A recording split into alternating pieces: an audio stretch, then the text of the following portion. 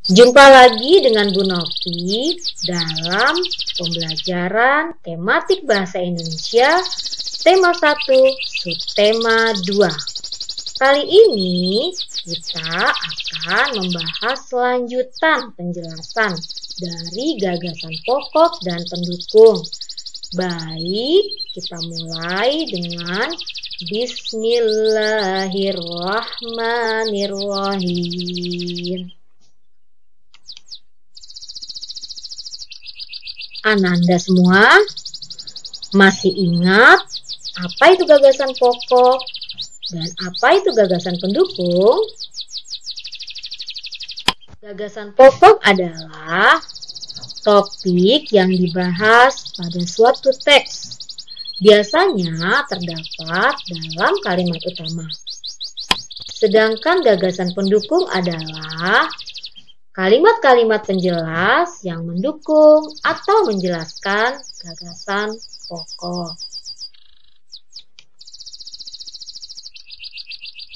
Cara mencari gagasan pokok dan pendukung ada berbagai cara. Di sini Bu Novi akan coba menjelaskan 2 cara mencari gagasan pokok dan pendukung. Nanti Ananda boleh pilih mau pakai cara yang mana yang kalian anggap mudah atau mungkin kombinasi keduanya juga boleh.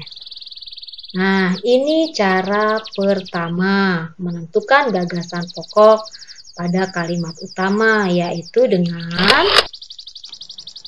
temukan kalimat utamanya.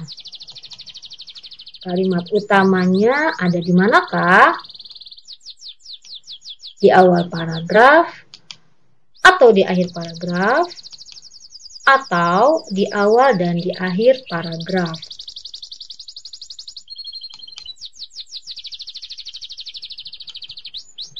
Bagaimana cara mengenalinya? Kita lihat ciri-cirinya. Jika kalimat utamanya di awal paragraf, biasanya pada kalimat kedua terdapat kata yang diulang. Lalu ada kata ini, itu, tersebut.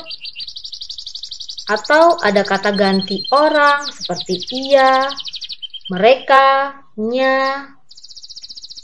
Dan bagaimana ciri-cirinya jika kalimat utamanya ada di akhir paragraf?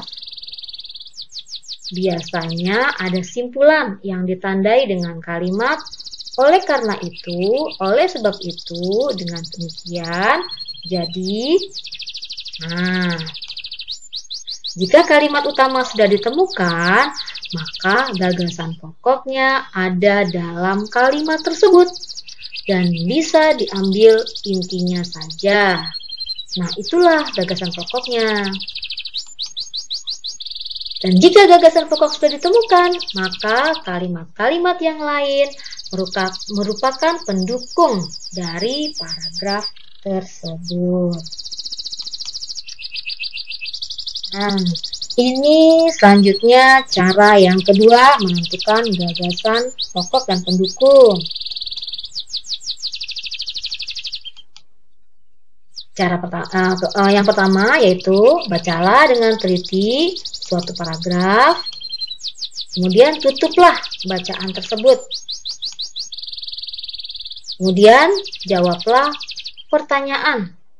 Apa yang dibahas dalam paragraf tersebut? Jawaban itulah yang dinamakan gagasan pokok. Nah, adapun untuk menentukan gagasan pendukungnya, kamu dapat menuliskan penjelasan apa saja yang terdapat pada pembahasan paragraf tersebut. Nah, silakan Anda pilih dari cara tersebut. Selanjutnya, kita ke contoh paragraf. Di sini, Bu Novi mempunyai satu paragraf yang berjudul Upacara Adat Serentahun. Novi bacakan, Sunda merupakan salah satu suku di Indonesia yang masih mempertahankan kebudayaannya hingga saat ini. Salah satu kebudayaan yang masih dilakukan oleh masyarakat Sunda adalah Serentahun.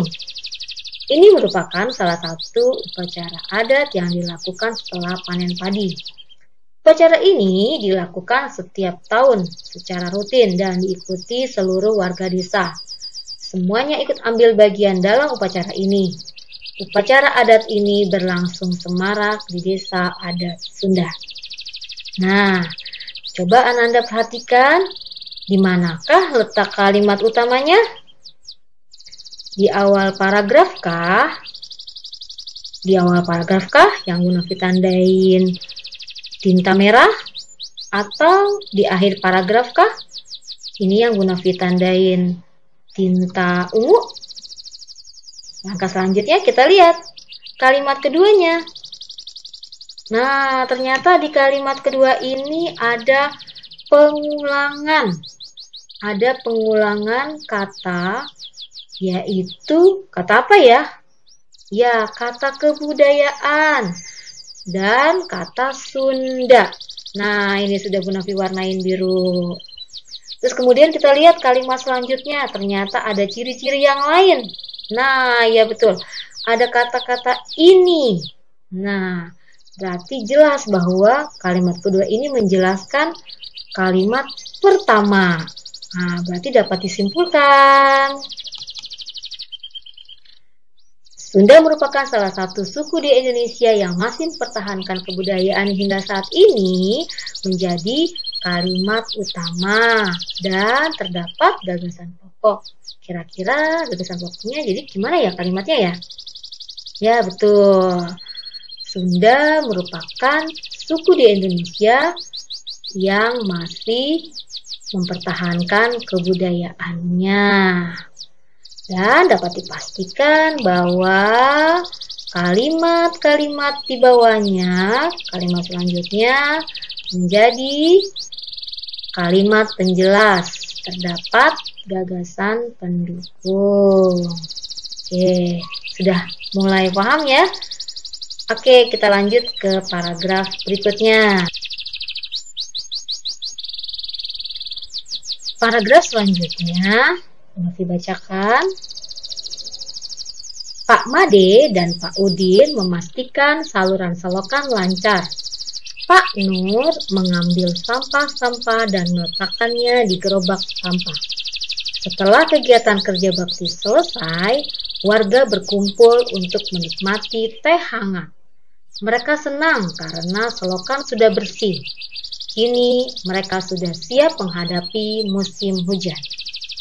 Nah, teman-teman semua, kira-kira yang manakah yang menjadi kalimat utama? Apakah di awal paragraf atau di akhir paragraf? Coba kita lihat di awal paragraf. Di awal paragraf sepertinya tidak ada ya ciri-ciri yang sudah Bu Novi sebutkan tadi. Berarti kalau gitu ada di akhir paragraf. Kini mereka sudah siap menghadapi musim hujan. Nah, kalimat ini merupakan kesimpulan dari kalimat sebelumnya. Berarti jelas bahwa kalimat utamanya berada di paragraf terakhir. Nah, ya merupakan kesimpulan dan menjadi kalimat utama dan terdapat gagasan pokok. Sehingga gagasan pokoknya apa?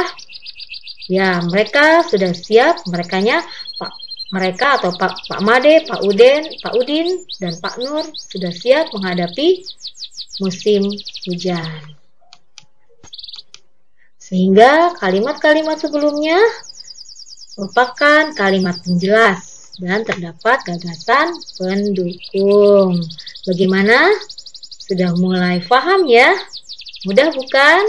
Ya, insya Allah kalian pasti bisa. Nah, untuk selanjutnya supaya ilmu yang didapat bermanfaat, langsung kita praktekkan ya.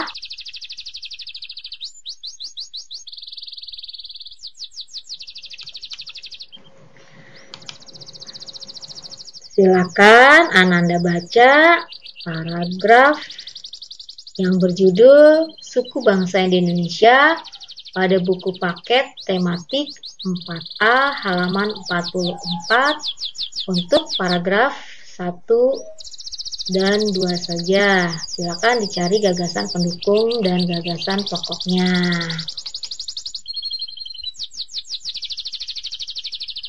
Baik Ananda, selamat mengerjakan. Aku bisa, Allahu Akbar. Sampai jumpa lagi. Assalamualaikum warahmatullahi wabarakatuh.